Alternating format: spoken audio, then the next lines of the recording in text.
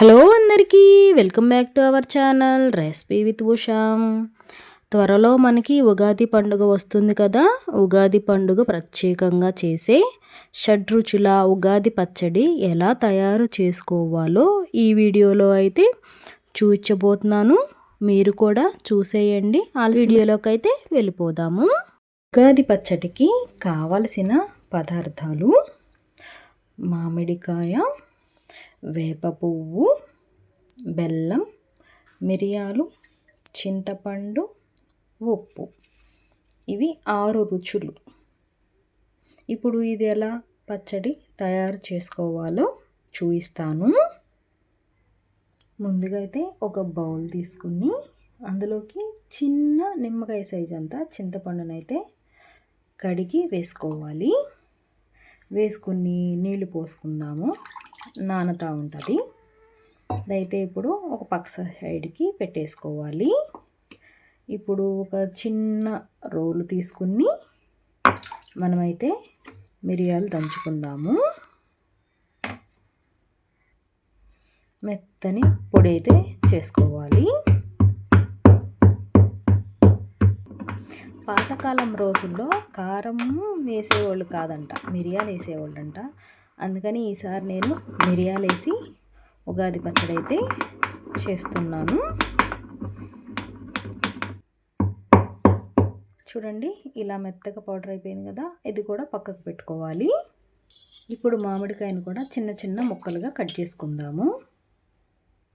ఇలా మామిడికాయను అయితే చిన్న చిన్న ముక్కలుగా కట్ చేసుకుని పక్కకు పెట్టేసుకోవాలి. ఇప్పుడు వేప పువ్వులో ఇలా విచ్చిలిన పువ్వు అయితే తీసుకోవాలి.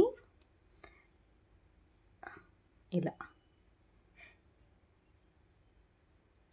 ఇదిగో చూడండి, దీనికి ఇచ్చిలిన పువ్వులన్నీ తీసేసుకున్నాం. ఈ మొగ్గలు ఇంకా ఇచ్చలేదు, మరి చిరుచేదుగా ఉంటాయి. అందుకని పక్కకు తీసేయాలి. మిగతావి కూడా ఎక్కువ కావాలంటే కోసుకోండి, లేదంటే లేదు. నాకైతే ఇవి సరిపోతాయి ఈ పువ్వులు. ఇప్పుడు చింతపండు నానిందో లేదో చూద్దాము. చింతపండు అయితే నానిపోయింది. ఈ పిప్పిని తీసేసుకోవాలి. ఇప్పుడు ఈ చింతపండు నీళ్ళల్లోకి ముందుగా మిరియాల పొడి అయితే వేసుకుందాం. దంచి పెట్టుకున్నాం కదా, అది మొత్తం వేసేసుకోవాలి. బెల్లం,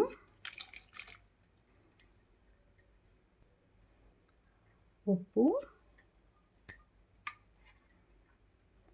మామిడికాయ ముక్కలు, ఇందులోకి లాస్ట్లో వేప పువ్వు వేసుకోవాలి.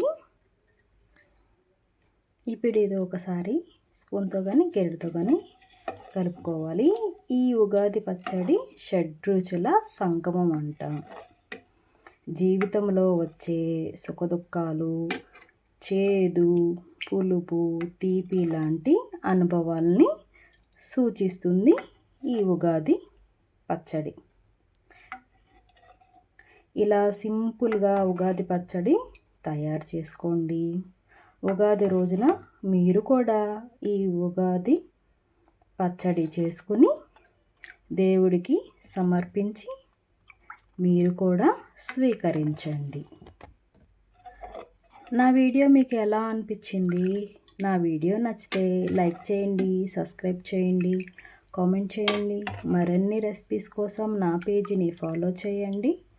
మరొక రెసిపీతో మీ ముందుంటాను. Recipe with Usha.